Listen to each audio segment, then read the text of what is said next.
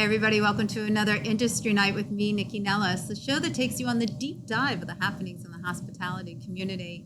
Every week I get to talk to an incredible array of people who are doing incredible things in the food space. Now, if you're looking at where I am, you see that I'm not at Chang Chang, nor am I at Urban Grape, because this month's residency, I'm so excited, is at the Capital Jewish Museum. You may recall that I was here back in September. Actually, it was like the last week in September. Anyway, but we had this amazing show because we talked about this museum and how spectacular it is. We talked about the architecture, the exhibits, the curation, and I just learned so much, and I created such a great relationship with the people who run the space here. And they have a new exhibit. You may recall the old exhibit was the RTP exhibit, which was amazing. Now they have an exhibit called I'll Have What She's Having. It is an exhibit completely dedicated to deli culture, which is totally in my wheelhouse. I grew up going every Sunday with my dad to Mark's Deli. We got the bagels, we got the lox, we got the cream cheese, all the smoked fishes. And if you don't know about the smoked fishes, then you need to Google that. Anyway, so I'm very excited because I really don't think of DC and deli culture, but I am obviously woefully mistaken about that. And I'm learning so much about it. So I'll be here for the next 4 weeks talking to amazing guests. Jo Nathan is one of my guests. She'll be here next week. I'll also be talking to Michael Weissman and many others. So stay tuned for all of that. So I'm so grateful to be here. And before I talk to Maura Scanlon, who is here with the Capital Jewish Museum, who's going to tell us more about what's going on here, I want to tell you what we're doing today. So we're going to do a panel on food waste. And I'm doing a panel on food waste specifically because of Stephanie Miller. She's with Zero Waste DC. She has been on Foodie and the Beast quite a few times. And the last time she was on, she's like, you know who you should talk to? And she started listing off all these people. And I was like, you know what we should do? We should do a panel. So we're going to do a panel here all about food waste. I've got Stephanie Miller of Zero Waste in DC, Claudia Fabiano, she's representing the EPA, and she is fascinating. Ben Perry of Compost Crew, Are You Composting? We're going to talk about that. And Rachel Jackson, who has this amazing website about eat or toss, which I cannot wait to get into because I think a lot of us look at stuff and we're like, I don't know, can I eat this or do I toss it? But first, Maura, hi. Hello. It's so nice to be here. I cannot wait to see the exhibit. So tell everybody, just give a quick 411, please, about the Capital Jewish Museum. So the Lillian and Albert Small Capital Jewish Museum opened June 9th of 2023. So we're coming up on our 1-year anniversary. Wow. We explore the Jewish experience in the National Capital Region because that includes Virginia and Maryland too. And we like to inspire our visitors to connect, whether it's to the stories or to each other, to reflect on the past to today, and then be inspired, hopefully, by what they've learned here or seen or experienced to go out and take positive change on their community based on their values. I love that. And there's so many interesting things here. Can you just talk a little bit about the curation of what's here? Because a lot of people may not understand the actual purpose of what they're seeing here. So as much as this is about Jewish culture, it's also a DC history museum. So we say it's Jewish history, it's DC history. It is a museum where you learn about the past. You will not learn about how to be Jewish or how to be better at being Jewish. It's really just... That's good. Yes. Thank you. Really just about learning about history. But at the same time, we like to bring it into the present. So the stories you'll hear might be from 2023 as much as from 1993 or 1983 or what have you. It's so interesting. Yeah, there's so many pieces of history here. I just don't think people really recognize how people were involved, 200 years ago. The pieces go back so far. So let's talk about the exhibit. Yes. I'll Have What She's Having. The Jewish Deli. I love this. I have this little pickle bouquet in front of me, which is so darling. Tell me about the exhibit, or tell people about the exhibit and what they can experience. So the exhibit at the heart is about how the American Jewish community, through tradition and food, built community. And because food is so often at the heart of community, food is such an integral part of the Jewish community too in many ways. I was going to say, Jewish culture is really centered Yes. around food. I shouldn't say all Jewish culture. No. Maybe to me, my version of Jewish culture has food as an Yes. integral part it's why I'm in the food industry, Yes. because of what I was raised with. Yes, and as the curator once said to me, that food is a great way of telling a story where you will learn something, but you will enjoy it at the same time. So in the process, you're going to think about immigration, and we all have an immigration story. So that will come through in this. You will think about how people found success as small business owners in their entrepreneurial spirit, but that's through food. You will think about how resilience comes through in food, and how creative communities embrace food, as in I'll have what she's having when Harry met Sally. Right, exactly. I love that. Well, listen, every week we'll be bringing on somebody from the museum to talk about different parts of the exhibit and different pieces here, so people get a better version of what's happening if they have not been here yet. So I really look forward to having either you or someone else from the museum back on to talk about it. Thank you, Nycci. We're thrilled. Okay, well, thank you. Okay, so while Maura moves on and my panel starts coming to the table, I am going to talk about where I've been, because as you know, your girl has been out and about. If you're not following me on Instagram, I don't know what's going on with you. So at NYCCINELLIS, that's where you can see all my travels, all my eatings, all my good things that are happening. So I was up in New York. I was there during the Met Gala, and I was there for a gala, but it wasn't the Met Gala. I was there for the Culinary Institute of American Gala, but before I actually did that, I went to see Suffs, which is an amazing play on Broadway about suffragists. And then we went to Pastis, because when you're in New York and it's 11 o'clock at night, where else are you going? I also checked out the new Cafe Carmelini, which is Andrew Carmelini's new place. Maybe you saw it on CBS this morning. The space is really fabulous and the food is excellent. Had to stop by MoMA, which meant I was having lunch at Modern, which was also delicious. And then the CIA Gala, which every chef of note who went to the CIA, so Thomas Keller, Patrick O'Connell, Michael White, everybody, they were all there, Daniel Boulud. So it's a real hobnobby event. And I don't have to dress like I'm going to the Met Gala, but I really do wish I had also gone to the Met Gala. Anyway, I stopped by L'Avant-Garde. I really wanted to see what the new chef was doing there. And Chef Sebastian, who has been in restaurants all over the DC area, has taken over L'Avant-Garde, made it his own.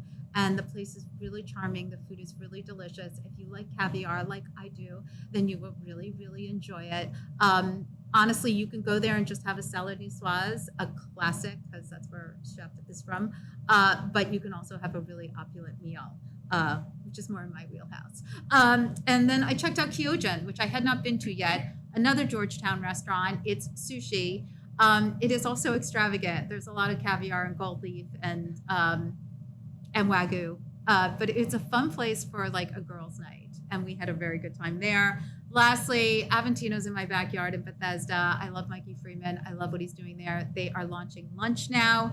And I did stop at Silver Lion, not only because my son is the beverage director there, but they do make amazing cocktails. And Paulo Velez, you may know her as not only an amazing pastry chef in the DC area, but she also was behind Bakers Against Racism.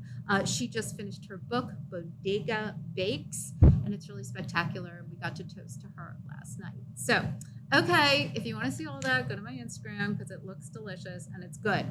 Okay, so food waste. Now, as you just heard, in my line of work, I eat a lot of food and I see a lot of food.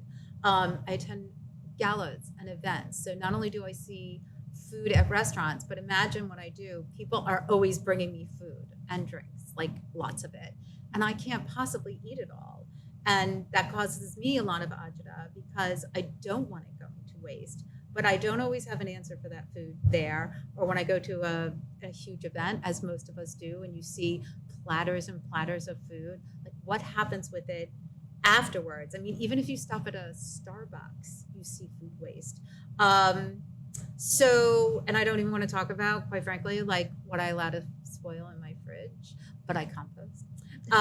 So aside from the fact that there's so many people in this country, in this world, who go without nutritious food, there's also all that leftover foods that's not getting into people's mouths. It's not going into compost, and it's just going into the landfill.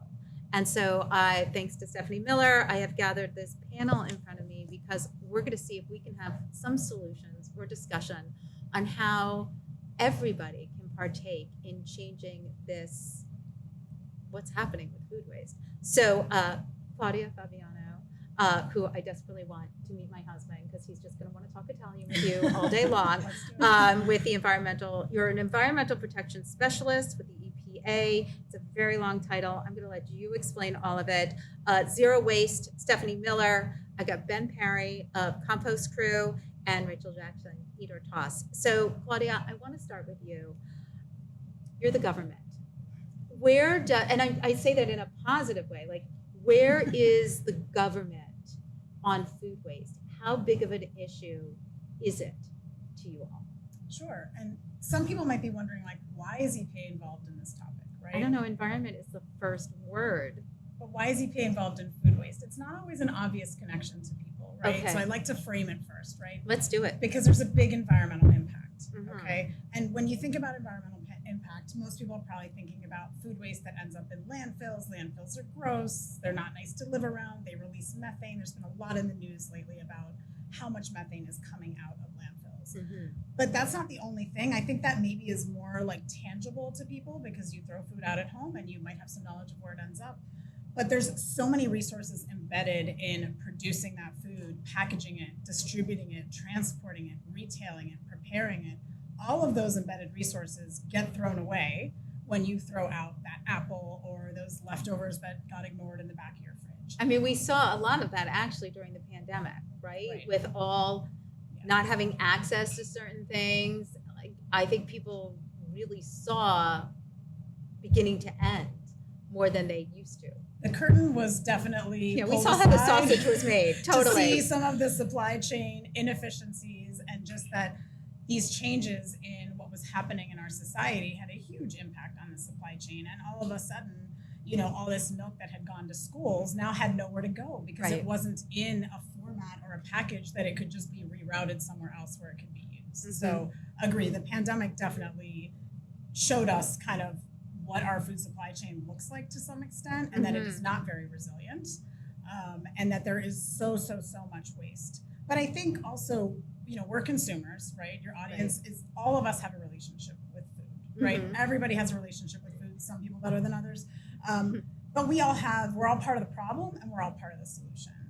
Up to about 50% of food waste in the United States comes from households. So I think for us sitting around the table, isn't that that's amazing? Not a shock, but right, you guys are experts. For some people. But I have to be honest, when I heard that information, I was like, I can't believe it's really the households, because you would really you would think it's restaurants, which I know it's not because of their margins and they try to use everything they possibly can, but events and you just see so much waste. So I guess it's people who are wasting more than anything else. There's waste at every level, right? Mm-hmm. But if you think about how many households there are in the United States, everybody wastes a little bit. That really, really adds up. Mm-hmm. And so I think it's important for people to see themselves as part of the problem, but also as a powerful part of the solution. And we're not going to make any progress on this issue if we're constantly pointing at fingers. Restaurants or at big events or at hotels or at grocery stores. They have waste as well, right? But I think where this issue is really relatable is that all of us are part of it and all of us can have creative solutions. So let's talk about that from the government level. What is it that you do and that you do at this organization? Yeah, so I wear a lot of different hats at EPA, but I think one of the most important things that I work on and most fulfilling, honestly, is helping communities who are helping their members waste less at home. So there's all these really cool things going on at the city and county and sometimes state level to help their residents waste less food, right? Mm. Why are the governments doing that? Well, their landfills might be filling up. They might have a short lifespan left in the landfill. They might have GHG goals, greenhouse gas emission goals. Yes, catch me up. Climate goals that they're trying to meet, and food is a huge part of that, right? Mm. So they're trying to tackle, again, they're looking at their numbers and they're seeing, well, we got to work with households because we're not going to make a dent unless we work with households. So for me, one of my favorite parts of my job is working with communities who are working with their residents on different behavior change campaigns, different messaging, different channels, different ways of educating, the average resident on how they could waste less so that they can save money, right? Mm-hmm. That's a big part of it too. It's not just the environmental piece, but there are other impacts or social impacts and economic impacts too. And you help draft that, like how do you actually engage with the community? Yeah, so I run a community of practice of 400 different people in the United States who are all working in different types of communities.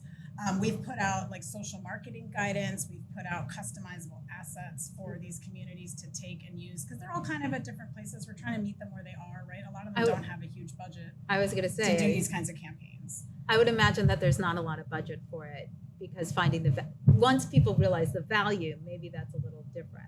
Right. Okay, I'm going to stop you there. We're going to come back to you. Okay, Stephanie, I want to come to you next. Hi. Stephanie Miller. So zero waste in DC. Now, your story to getting into zero waste is interesting. Yeah, it's a little bit convoluted, but essentially I was doing not a government job, but a job at a multilateral, the World Bank group. And I was essentially leading climate change mitigation for the International Finance Corporation, which is the private sector arm of the World Bank Group.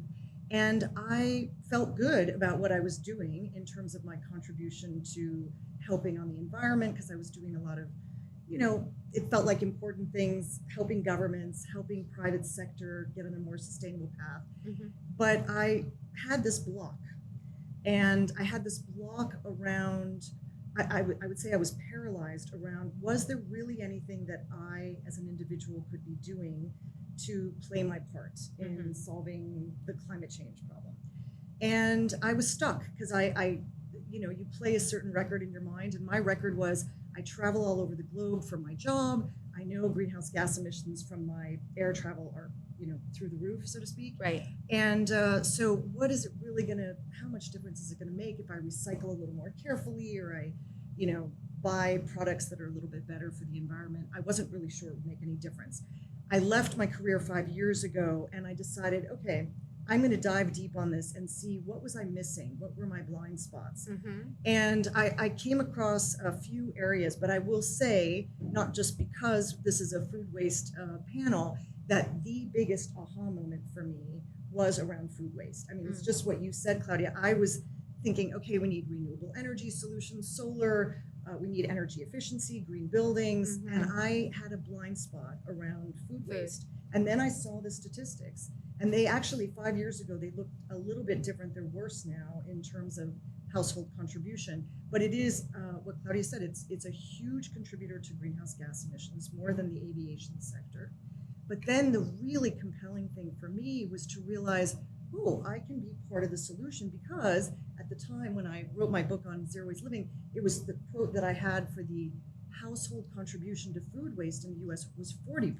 It's now almost 50%. So that's gobsmacking. It is gobsmacking. I mean, it really is. And so it made me feel like, oh, on the one hand, wow, that's crazy. And on the other hand, wow, there's something I can do about this. And so, I mean, we can talk about it in the Q&A, but there, I sort of put my mind to a few tips for myself and to anyone I talk to around, it's not, you don't have to overturn your life to really make a difference in terms of cutting your food waste, even before you get to the compost. So what are so what do you do with, how do you engage with people to help them? So I like to tell them about the easy things, because that's how I started. Once I saw the difference it was making in terms of the volume of trash that I experienced, the lesser volume of trash, by cutting down food waste, it was exciting. And I like to excite people with some quick, actionable things they can do. So obviously composting is a big one. We'll get into, right? And yeah, so I know we'll talk about composting with Ben, but it's, as soon as I signed up for a compost service, which initially I was doing a paid service, and now I'm part of the DC pilot, which is great. They pick up my compost bin. We saw a big reduction in the volume of trash we were bringing to the curb that was getting landfilled and contributing to the methane emissions problem. But that's sort of the end of the line, right? I mean, once you're putting food scraps in either the landfill or the compost bin, you're at the end. You're at the end. So what do you do to back up and actually make a difference before that? And lots of things, but I'll tell you my top 3 right now that I'm getting a lot of energy around when I tell people. So the first one is I store everything in the fridge, everything in transparent containers. It can be this like a Pyrex container, like I'm showing you here. It can even be, this is from yesterday, Just an a empty jar. Tostitos, haven't even taken the label off, but it's transparent enough that when I put any leftovers in this jar or in this Pyrex container, I'm gonna know they're there. And the secret, I think, to avoiding the food waste to begin with is to not to have the invisibility problem, because then you end up with nasty surprises in the fridge. The second Or thing, maybe not. But anyway, we'll get there. Yes, we'll get there. I know. Rachel will have great ideas on that. The second thing is, again, hugely eye-opening for me. I cooked a certain way. Now I realize the freezer is my ally when I'm trying to fight against food waste. And almost everything, maybe not lettuce, but just about everything else can be successfully frozen. I will confess, 2 nights ago, I ate it was our 2-year wedding anniversary, and we ate our wedding cake from 2 years ago. Most people do it after their first year. We forgot about it, and we did it. It tasted delicious. We gobbled it down. Okay. But besides that, there's a lot. You can freeze tomato paste. You can freeze lemon juice. So many things freeze well, and then you don't spend the money buying another can of tomato paste, another set of lemons. You've got it right there in your freezer. And the third thing, and the one that really people's eyes pop open when I do this I in know a you restaurant. gave me one of these. Yeah. I bring it with I me. carry everywhere with me when I'm going out to eat. I carry a collapsible silicone container that I put my leftovers in the restaurant, because I don't have your job, Nycci, but I never finish my plate in the restaurant. Always the servings are too big. And so I take this collapsible silicone container, uncollapse it, put my leftovers in it, and bring it home. Okay. And by the way, as soon as I bring it home, because You put it in a glass. transparent, I put it in glass, because otherwise it's going to end up hidden in the back of the fridge. So those are the things that are, there are many things, meal planning and using your leftovers wisely, but these are the things that I get a lot of mileage out of, and I think the people I talk to get a lot of mileage out of. Okay. Well, that is amazing. All right. Well, we talked about compost. Hi, Ben. How Hey are there. you? Nice to Good. have you on with the Compost Crew. Tell us a little bit about the business model of the Compost Crew. So Compost Crew is the area's leading food waste composting business. So we collect about 20 million pounds of food waste from homes and businesses and municipalities in the Washington, D.C. metro region. So we collect food waste that would otherwise be going to the waste stream. About 25 to 50% of the municipal waste stream is food waste. We recycle that food waste into compost, which is an extremely beneficial soil amendment that helps build soil health, which is important to life on Earth. Right.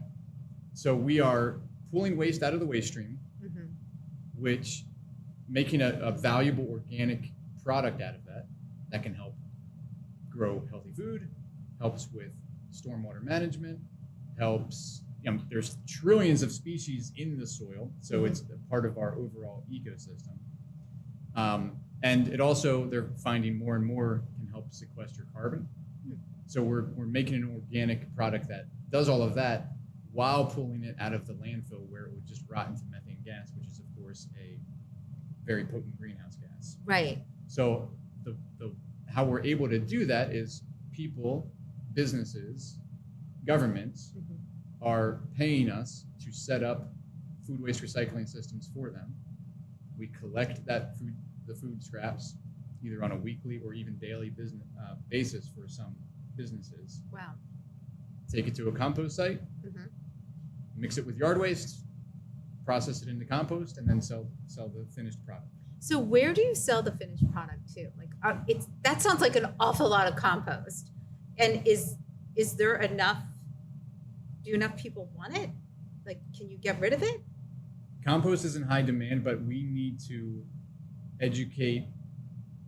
When we were just talking about food waste and all of the different impacts that it has on the environment, usually the thought immediately goes to methane and greenhouse gases. Yes.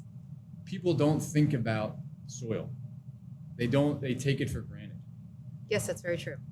But it is really important. None of us would be alive without soil. And humans are very good at destroying and degrading depleting the it, soil. right? Yeah, if you've ever learned about the Dust Bowl. I read that. Yeah. I can't think of the book. There's a very big book. Grapes of Wrath? No, not Grapes of Wrath. There's I know another which one, book, yeah. but there's another book. Anyway, yes.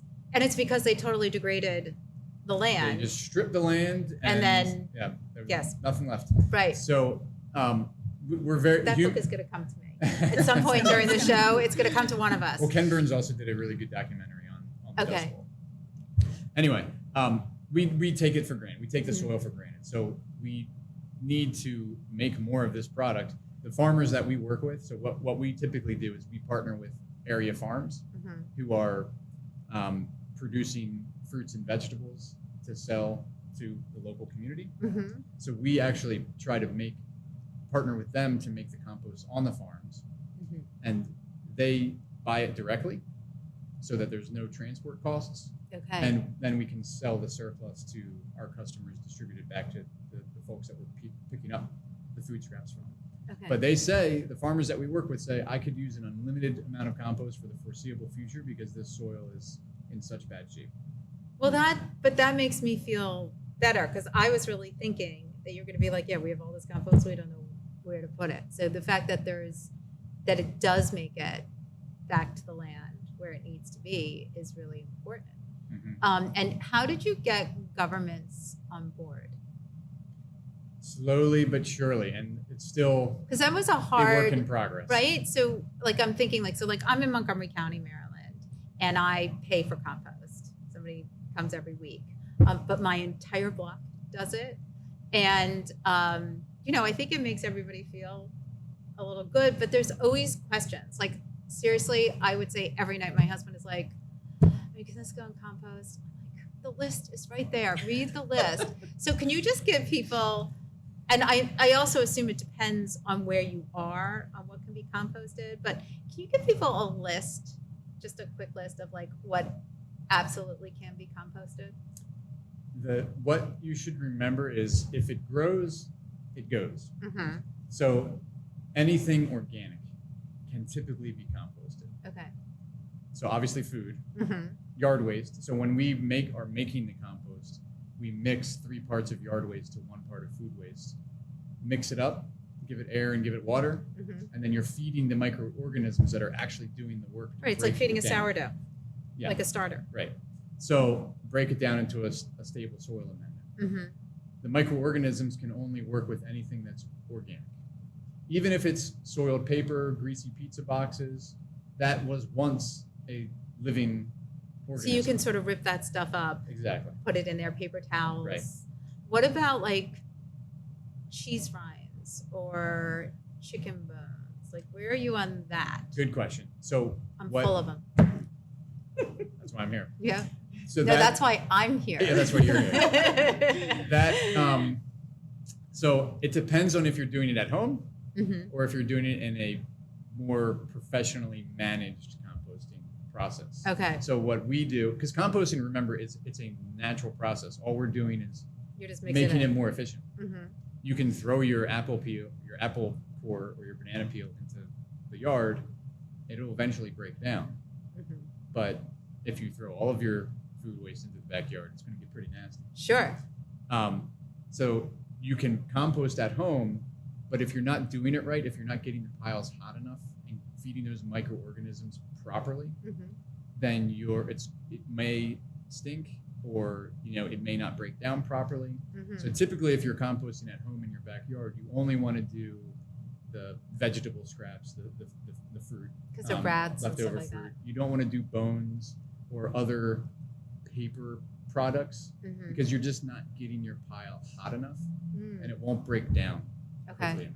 But if you have those bins, I feel like that bin, when it sits in the sun, gets really hot. Yeah, but it might also dry out. So then you're killing the microorganisms that are doing the work. Oh, interesting. So in a professionally managed process, we get the upfront recipe right between the yard waste and the food waste. Mhm. We give it a lot of air. We give it a lot of oxygen. We actually pump air. Sorry, we give it a lot of water and then a lot of oxygen. We pump air through the pile. Wow. So we're helping those microorganisms thrive. They get up to 140, 145 degrees. Mhm. So they're killing all of the weed seeds. They're killing all of the pathogens, and they're breaking down that material rapidly, Okay. even the bones and the meat. That you Interesting. cannot do that in your backyard quite as well, unless you Have a service. That's all you're doing, right? Right. So that was the genesis of Compost Crew, is that a lot of people wanted this soil amendment for their garden, and they wanted to recycle their food waste, but they just didn't know how to do it or didn't have the time to do it properly. So we offer that as a service to homes, and then also obviously to businesses where there's a lot more volume of food waste at any given location. Okay, amazing. All right, we're gonna put a pin in you for a minute, and now we're gonna get to Rachel. Hi, Rachel. Hi. So I love your story when we talked on the phone, and we talked about how you came up with Eat or Toss. So can we talk about that a little bit? Sure. Okay, great. So at this point, many years ago, maybe 10 or so, Mhm. I signed up for a farm share, and I was really excited about it to get, a box of food from a farmer every week. And it started coming, and I noticed that some of the food looked different from how I expected it to. And sometimes these weren't necessarily simply ugly fruits and vegetables. They weren't simply misshapen. Because that's a whole but- thing, like Yeah, ugly yeah, fruits that's- and vegetables, Yeah, right? like the misshapen pepper that looks like a face. It wasn't quite that, although that stuff I think is very fun. This was, apples that had spots I didn't know what to make of, or tomatoes that maybe grew in this kind of strange way and had lots of scars on them and maybe an open area. And so I looked at this and I felt this incredible tension because I really didn't want to waste the food, but it was also making me a little nervous, and I wasn't sure if it was okay to eat. But I'm a journalist and I love asking questions and I love learning about things. And so I went online trying to find the answer, couldn't find it. And so then I just started picking up the phone. And I really wanted a resource to exist that would have images of food that didn't look quite right, and then that would explain with some detail like what was going on. So by tracking down the scientists who worked out with specific foods, I was able to get those answers. And I found that I just loved doing this because the answers were always fascinating, and they were often very pleasing because it kind of teaches you how food works, which I found really helps me just generally know when I'm assessing food and deciding if something is okay or not. So this all led me to create eatortoss.com, which is a website that you can visit and search whatever food you're unsure about, and then find a list of images of that food in various states of who knows what. Right. And then an article attached to each image that will give you a quick answer and then some detail. What was always important to me with Eat or Toss was not to simply say, it's okay, it's not okay, and move on. No, I think clarity is really important. People are Yeah. scared of food. Right. There's a lot of, I mean, It's they true. are. People are so scared, especially in this country, that they're going to eat something that is bad, that could contain something that could harm them, that's going to make them sick. So I think that's why so much gets thrown away, because people look at it and they're like, I don't know, if this may make me sick. Yeah, there's this phrase that I know you all know, when in doubt, throw it out. Right. And so I've Well, that's also in the recycling world, right? Like, Yes. when in doubt, throw it out. I mean, Yeah, that's what that's they true. always say. That's true. From a food perspective, though, my goal is always to take out that doubt. So if you're throwing something away, you have reason to believe it's not something you want to eat. And if you decide that it's okay, you understand the reason why. and So you give me move on. some examples. What were some of the things that you found out about that really blew your mind? One that I love is if you've ever bitten into an apple and seen kind of some white fuzz looking stuff around the core, it's really easy to think it's mold, and it's not mold. Okay. You could have mold in the core, and if you did, you'd probably see some kind of cottony looking stuff. You might see some rot around the mold. But there's something called callus tissue that can develop in a core that is simply more apple. And it sometimes happens if a seed doesn't form. These kind of like little bits of tissue will just build up. The scientist I worked with on that post compared it to stem cells. Interesting. So it can be really uncomfortable. And I imagine there are plenty of people who throw out an apple when they see that because they think it's moldy and they don't want to eat moldy food. Okay. Does it So- have a adverse taste or? You would eat Texture? it anyway. You would just see it in the core. Okay. And if you did eat it, I don't think it would taste like much. I'm Okay. pretty sure I answered that question in that article. I don't remember now. Okay. But, I was just um, sort of curious. Yeah, it would. It's kind of like apple that hasn't gotten the instructions yet on what kind of apple to be. So it doesn't yet know if it's peel or core or like flesh or, It's like trying to figure it out. Yeah. That's because I think when we talk about fruits or vegetables, things that people really forget is that they are live Yeah. organic beings. I mean, they're not cookie cuttered, right? Yeah. I mean, we're sort of conditioned to think that food should be cookie cuttered. You know, we go to the grocery store, all the apples should be beautiful and shiny and red, and you know, the cucumbers should be, you know, a certain length and green, and same thing with our asparagus, which is, I mean, so silly that we would expect that from our food. Yeah. Yeah, I'm glad you mentioned that because I think it's so interesting that fruits and vegetables are alive. And Right. it really is, it does lead to so many of the strange things we see them do and that excite me now because I think Right. about this all the time. But yeah, once you pull it off the tree or you pick it from the ground, it doesn't have access to the nutrients in the soil anymore, but it does still have its store of nutrients and it's still breathing. Right. And that's, you know, why you might see moisture build up in a container of raw fruits or vegetables. So can we talk about like food? Like Stephanie mentioned food in her fridge. You know, Mhm. like she takes food from a night before, or you know, we get things to go, and then it goes into our fridge. Do you have any hard and fast rules for that? Because I think people have so much fear that food is going to go bad. So what are your guidelines on that? That is really hard. Okay. So if you go to USDA, they're going to tell you somewhere between it's either 3 to 5 days or 3 to 4 days. And that I think can feel very short for people. But honestly, I try to stick to that myself Okay. because once you get past that, it's very unlikely that food is going to make you sick. However, we all bring so much food into our house. And if you focus on eating that food within that, you know, 3 to 5 day period of time, then you're more likely to eat it and you're less likely to forget about it and you're less likely to have other food accumulating in your fridge. And so if you want to get very technical. Yes. So the foods that you want to be most careful with are often line up with the foods that pregnant women are told to avoid. And so that's, you know, soft cheeses and deli meats and foods where a certain kind of bacteria called Listeria can grow because it can grow at refrigeration temperatures. So those are the ones that you do want to be more careful with. Other foods, they're just eventually going to start to spoil. And so Listeria is the pathogen that we worry about in our fridges. But there's all sorts of other things circulating in there that can grow at refrigeration Yeah, I mean, there's like temperatures and- contamination. Things touch each other. Yeah, yeah. You know? And that's the kind of microbial growth that's less likely to make you sick, but it's still going to do bad things to your food. So even though that 3 to 5 days is conservative, for me, it kind of works and it keeps me more on top of my fridge. Okay. And you can always put things in the freezer, like right away. One thing I try to do if I have a lot of food and I think it's unlikely we're going to get through it, I don't wait until we're tired of it. I will immediately say, oh, here's a meal for a night I don't feel like cooking. And then it's in the freezer right away. And then it's a lot easier to It's work such through an what's easy left. hack. Yeah. I don't know why people drag their feet about that. After talking to you, I have really started to do it.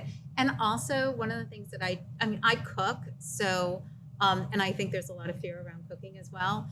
But so if I go out to a dinner, but I'm planning on making something else the next night for dinner and I have leftover food, I find ways to incorporate it in, like if, let's say I have pasta left over, I'll chop it up and put it in a salad. Like or I can throw it in a soup or mix it in with my dish. Like, I just feel like people are afraid to commingle things in fear that it won't taste good. And I'm always like, worst comes to worst, you don't like it, then you really can put it in compost or throw it out. But I'm a full believer in putting it together. Yeah. Okay, so I want to sort of open this up now that we have sort of the lay of the land. And I want to start with Claudia, because now that you've heard sort of what everybody here is doing, how do you at the EPA work with everyone? Or how do you envision like some of the solutions that we're hearing here today being enacted? That's a great question. I mean, I think we have a lot of different fronts on which we work. I talked a little bit about like technical assistance and helping communities and meeting them where they're at, providing them with materials and training. We also do a lot of research, right? We want to make sure that like the policies and the guidance we're putting out there are science-based, right? We get questions all the time, like from communities, from private sector, from commercial entities asking us things like, is it better to put my food down the drain through the sewage system to the wastewater treatment plant? Question. Or is it better to put it in the landfill? And like, we didn't always have the answers to that, right? So what is the answer to that? I'm You're not very gonna love the curious. answer, okay? I get this question all the time. just- so I'm well, waiting to hear that. So I answer. live in, just so you know, I live in a house that's from like the 1800s. So I don't have the option. Good. It can't go down the drain. Yeah. So, It's better. oh, is it? Okay, good. So the research that's out there, and we did a whole report looking at the environmental impacts of 11 different ways that food waste is managed, and sending food waste down the drain, and landfilling, and composting, anaerobic digestion. They were all in there. Wait, what's the last one? Anaerobic digestion. What is that? So that is basically a way for microorganisms to break down food. Okay. But instead of being like very natural, like composting, it requires much more assistance from humankind, and it is a little bit more complicated. It is done anaerobically, which means without oxygen. Okay. But oftentimes it's done at the wastewater treatment plant. So food ends up like going down the drain. It's commingling with all the other lovely things that go down the drain, and then it Right. ends up in an anaerobic digester. Actually, here in DC, all of our wastewater goes to Blue Plains, and they're actually a really, really advanced treatment plant, and they do anaerobic digestion there. But to answer your question about how No, but I feel like I could go down a total Oh, this rabbit is a whole hole. nother Yeah. podcast. I know. I'm like, oh my Yes. God, I'm fascinated. Okay, it is fascinating. Yes. The whole water system is very fascinating. You should do a podcast. okay, I Anyway, will. Noted. But yeah, I think a lot of people don't think about it, right? You have this little thing, a lot of people in our sink that says like food waste on it, and like, you know, we've just like we put stuff down there, even if it's just what you rinse off your plate or whatever. Right. Well, actually, it turns out that as that food waste goes through the sewer system, it's releasing a lot of methane, a lot. So it's actually like not any better than landfilling your food or sending it to the incinerator, which is where all of DC's food ends up, Okay. or all of our municipal solid waste ends up at an incinerator.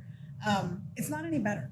So, you know, there's other implications too. A lot of times you might have some plumbing issues. It can cause problems at the wastewater treatment plant. So there's a lot of considerations there. But it is not sort of the solution that people want it to be. I Okay. think composting is obviously a much, much better solution for those of us, you know, for the average person. Our options are put it in the waste stream, put it down the drain, maybe compost it. Hopefully that's an option for a lot of us. Or obviously prevent it from becoming food waste in the first place, which is the thing we want to prioritize. Okay. Yeah. And so let's talk about what that looks like. I mean, because we just had last week was International Compost Week, Awareness Week. Compost Awareness Week. So I feel like you explained to people what you do, but I think there's a lot of fear around composting. This is a fearful moment for people when it Yeah. comes to food waste. Most people believe in climate change. I can't help those who don't, but whatever. But these are issues that exist. And I think maybe you can answer this too. Like, what is it about methane gas? And how is the food waste creating so much methane gas? I mean, I think people think of methane gas as like cows, right? Because they let go of gas. So how does the gas from the food waste affect our climate?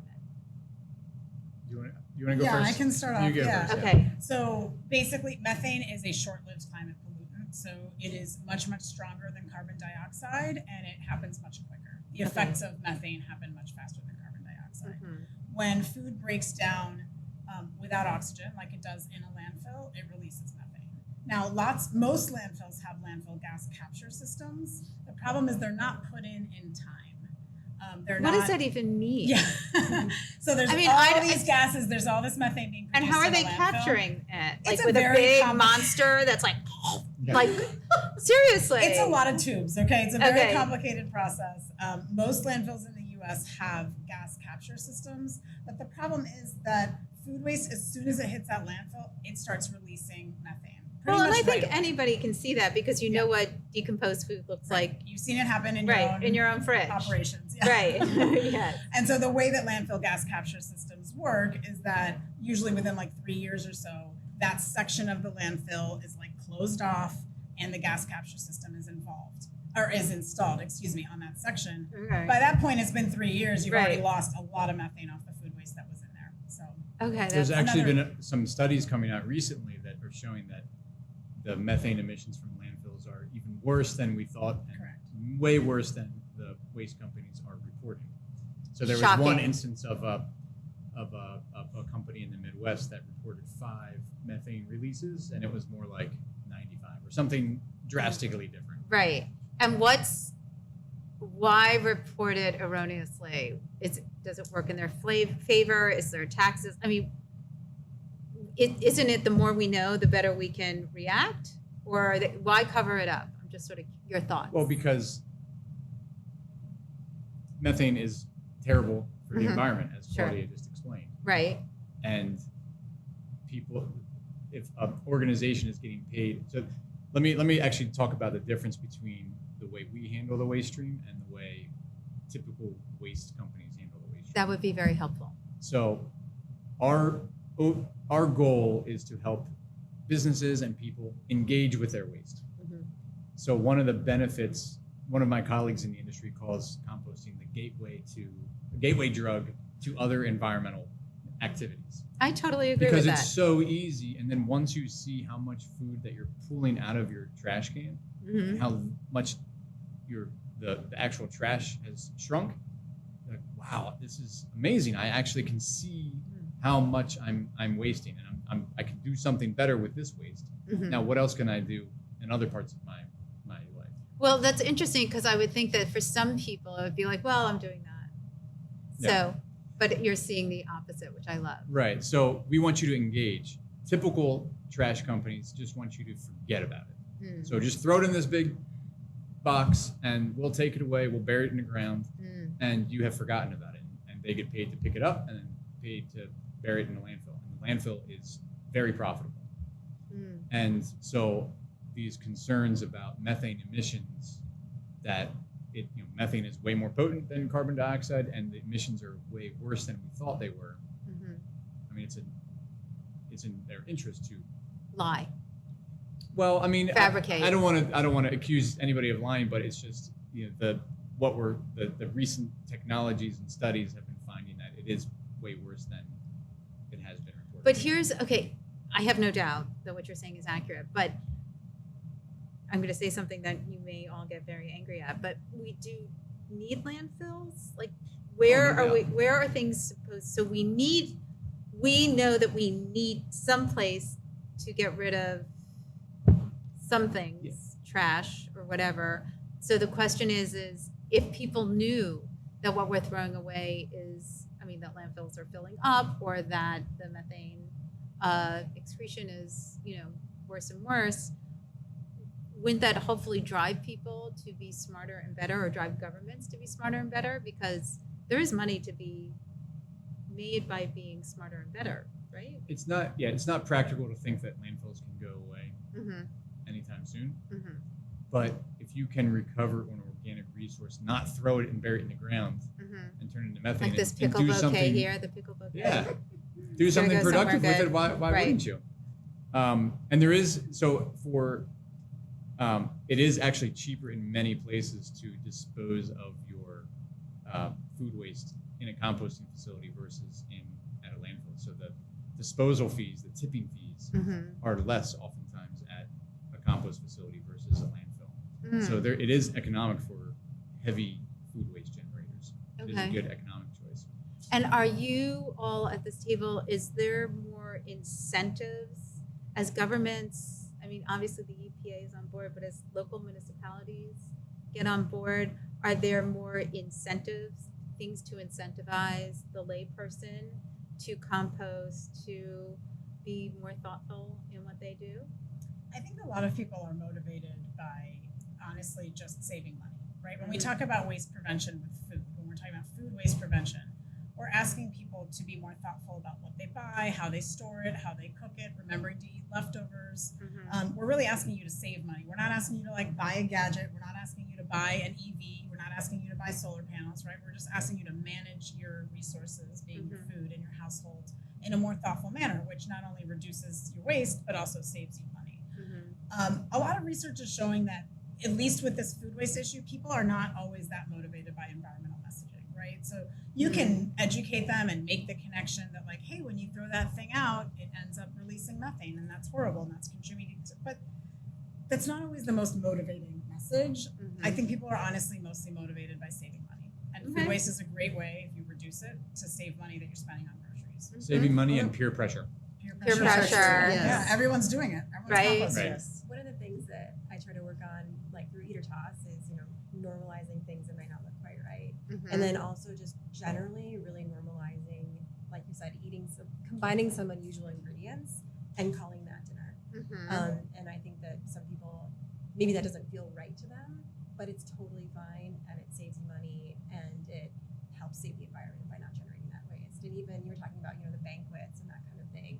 What just like Stephanie brings her container to restaurants, I do that as well. And even if I'm at an event, I will kind of scope it out. If I'm comfortable, if the situation seems right, I'll ask, like, Can I take it? Yeah, do you have a plan for this food? Would it help if I took some? It's always like, would it help? Because I don't want it to seem like, oh, I want to take all this food. It's more, I want to help lighten your load on this waste.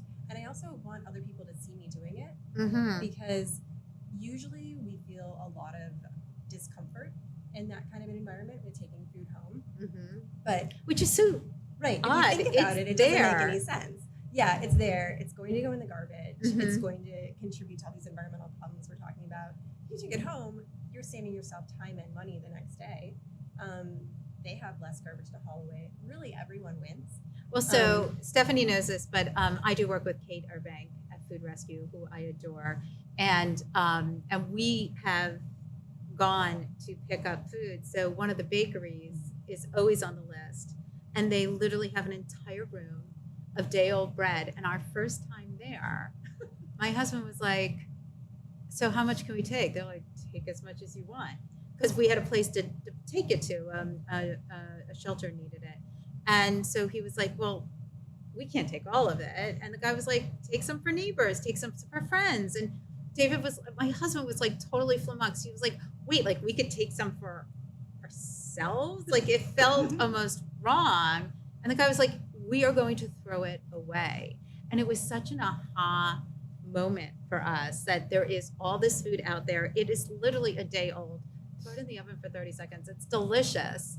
But they will throw it away because they cannot or will not sell it in that capacity. So I couldn't bring Kate on today because that's a lot to discuss. But the rescuing of food is a whole component of eliminating food waste. And the rescuing takes it to a level above the waste, right? I mean, it's reduce, reuse, recycle for a lot of materials.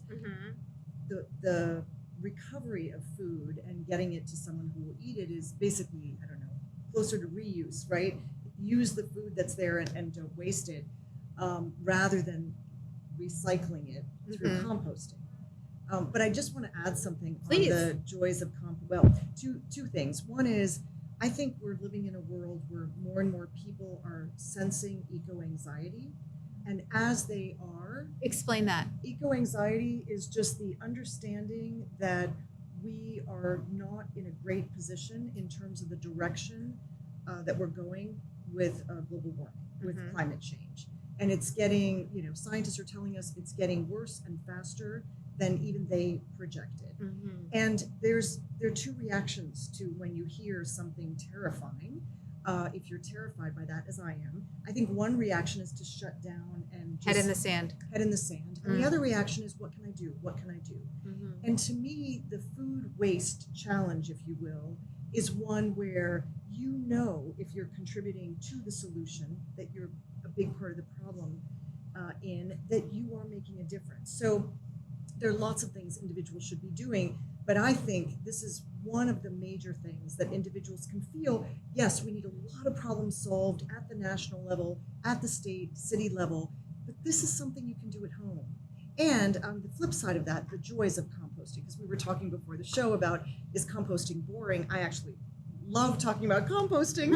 I'm not Ben, but She's I could like talk your new about ambassador. it almost all day. I went to your compost outpost a couple days ago, and it was so exciting.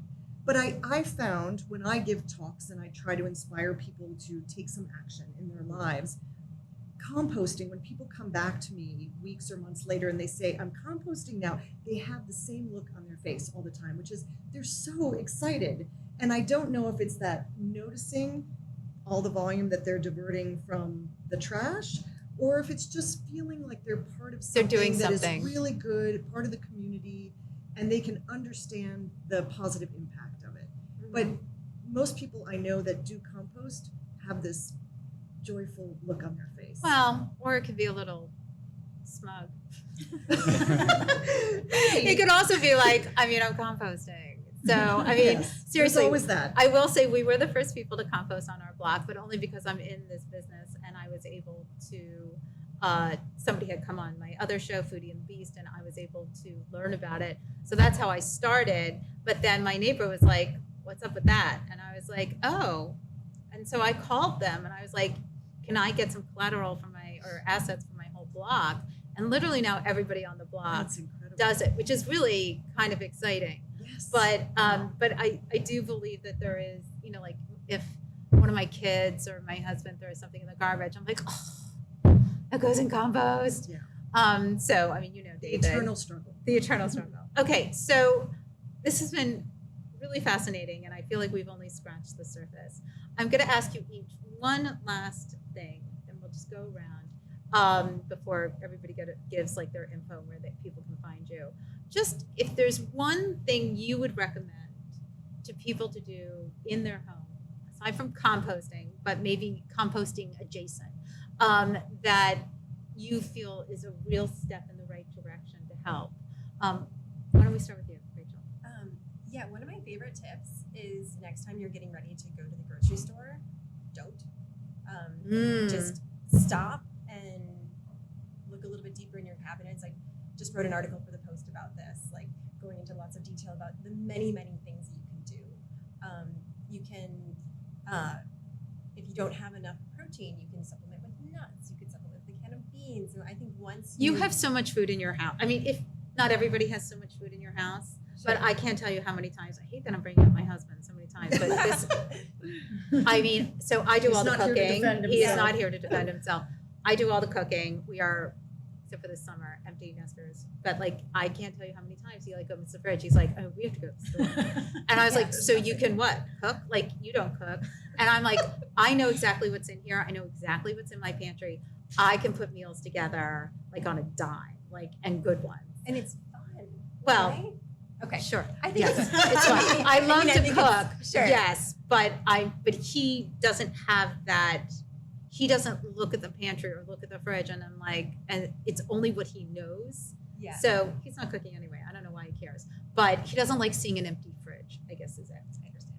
So, but will you send me the link to the article because I'll put that in the Yeah. show notes. Yeah, I'd do that Okay, too. great. All right, Ben, your turn. So one thing I would say, be creative and have fun. Mm-hmm. So one of our restaurants that we serve is called Oyster. We know them well. Rob Yes. has been on the show. Okay, good. James Beard Award winning. Yeah, so then I mean, they use all parts of everything that they're working with to try to make different things, like the leftover beet juice they use into their bread as part of the water. Mhm. It's fun to try to find these different solutions. Just turn off Netflix for a couple hours and get in your kitchen and try to be creative and enjoy. I love that. And for people who are interested in using your service, how do they reach you? Compostcrew.com. Mm-hmm. And you're in the DMV? We're in Maryland, DC, and Virginia. Okay, great. And I should go back to you. Tell us where we can find Yeah. Eat or Toss. So it's simply eatortoss.com. I love when people send me questions. So Okay. if you encounter something in the wilds of your kitchen that you're not sure about, take a picture. I have a submission form on the site. You can send it to me. We'd also encourage folks to sign up for the newsletter. And then you get not a ton of emails, but periodic emails themed around tomatoes or onions, about all the strange things that they can do. Fun. Okay, great. Okay, Stephanie. I'll just say she saved me last Thanksgiving because I had a potato crisis. Okay. She answered my question on that. Oh my God, I love that. My one thing I would say is tell someone else about what you're doing. So if you're composting, if you've come up with a really cool new recipe, tell someone else about it, because otherwise it's a secret in your kitchen, in your household. And just like you were able to get your whole block to compost, it is really satisfying to know that you're doing something that makes a difference and you've gotten others to do it too. Don't shame them, blame them, make them feel bad if they don't. Just if you can excitedly tell them about what you're doing and why you like doing it, chances are they will It's be infectious. interested. It is really infectious. Okay, I love that. And where can we find you, please? ZeroWasteInDC.com. Okay. Claudia. I will end with just store your food properly, right? A lot of us think that cooking creatively is fun, it gives us energy, it makes us proud. That's honestly going to be out of reach for some people, right? They're never going to like put their beet juice in something else. I wish they would, but they never are, right? Right. So for those, They don't even have the beet juice. They don't So have let's the like juice. start there. Forget it. Right. They're not making bread for sure. Right. So like just store your food properly. It's not always, it doesn't always come in the proper bag or container when it's sold, right? So asparagus, like don't leave those in the bag in the drawer. We all know they're gonna get slimy. Put them in a jar with water, just like this lovely pickle bouquet, and either on your counter or in the fridge, like store them like you would flowers. Same with like cilantro. Citrus and apples. I can't tell you how many times I'm gonna, bring up my in-laws. Okay, I go go to ahead. the house and like all the citrus and the apples are all over the counter, and I'm just like watching them rot. I'm like, can we put these in the? I'm gonna put these in the fridge. Okay, so Use your fridge. It's a so great that's tool. really interesting. People think citrus and apples should be out. You're saying no, put it in the fridge? Put it in the fridge. Okay, that is Tomatoes a good out, though. tomatoes Yeah, out. Tomatoes out. Yep. Right, tomatoes out. Onions, potatoes, even eggplants, steak, they go out in a dark place. But Right. Your apples, your Eggplant. citrus. Yeah. That was a new one for me. Okay, because eggplants I put in the fridge. Well, put 'em on Okay, the counter. dark. See if Eggplants are it tricky. helps. Yeah, they're They- tricky. They're they just don't last long. They're Yeah. kind of finicky. Like Right. the fridge is too cold, the counter's a little too warm. So either way, something's gonna go wrong. So just use them fast. Okay, that is very good advice. And where, if people want to get in touch with you or find out more what the EPA is doing? I'm gonna have the longest URL, but That's okay. EPA.gov/sustainable management of food. Okay. And my piece of advice, and I'm not in this food world, but it's something that I try to be really intentional about, is buying what I need. I think in the United States, we go to these big grocery stores and we buy for the week, which is such a mistake. And I go to the farmer's market and I try to be really smart and really just supplement with what I need. But I think we're conditioned to grocery shop like once a week, do a major grocery shop, and like shit comes up. Like you don't always use everything in your fridge. So being smart about what you buy before you even start the problem, I guess is my little piece of advice. All right, well, I want to thank you all for joining me today. This was such an amazing conversation. Just stay for a second while I wrap up the show. I want to thank everybody for joining me today here at the Capitol Jewish Museum. You definitely need to check out. I'll have what she's having, the new deli exhibit here. I'm going to do a couple of reels of that. So you want to follow me at NYCCINELLIS on all the platforms like LinkedIn and Instagram and Reels and all those things. And you want to tune in every Sunday to 1500, where you'll hear Foodie and the Beast, my other radio program. It's been on air for almost 16 years. It's DC's only food and wine variety show. And for everything you heard here today, you want to go to thelistareyouwantit.com, the online e-zine that tells you everything happening in the DC metro area. This show, not only can you download it on all your favorite podcast platforms, but is now also on YouTube. So check us out, Industry Night on YouTube. I think I've hit absolutely everything. So much is going on out there. You got to get into it. Be safe and have a delicious week.